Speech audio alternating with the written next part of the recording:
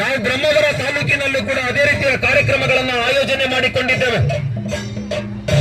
ರಾಜಕೀಯ ನ್ಯಾಯ ವಿಚಾರ, ಅಭಿವ್ಯಕ್ತಿ, ವಿಶ್ವಾಸ, ಧರ್ಮಶ್ರದ್ಧೆ ಮತ್ತು ಉಪಾಸನಾ ಸ್ವಾತಂತ್ರ್ಯ, ಸ್ಥಾನಮಾನ ಹಾಗೂ ಅವಕಾಶ ಸಮಾನತೆ ದೊರೆಯುವಂತೆ ಮಾಡಲು ಮತ್ತು ವ್ಯಕ್ತಿ ಗೌರವವನ್ನು, ರಾಷ್ಟ್ರದ ಏಕತೆಯನ್ನು ಹಾಗೂ ಅಖಂಡತೆಯನ್ನು ಸುನಿಶ್ಚಿತಗೊಳಿಸಿ ಅವರಲ್ಲಿ ಭ್ರಾತೃತ್ವ ಭಾವನೆಯನ್ನು ವೃದ್ಧಿಗೊಳಿಸಲು ಶ್ರದ್ಧಾಪೂರ್ವಕವ ಸಂಕಲ್ಪ ಮಾಡಿರುವಾಗಿ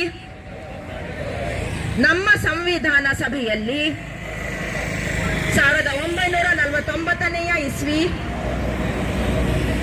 ನವೆಂಬರ್ ತಿಂಗಳ 26ನೇ ತಾರೀಖಾದ ಈ ದಿವಸ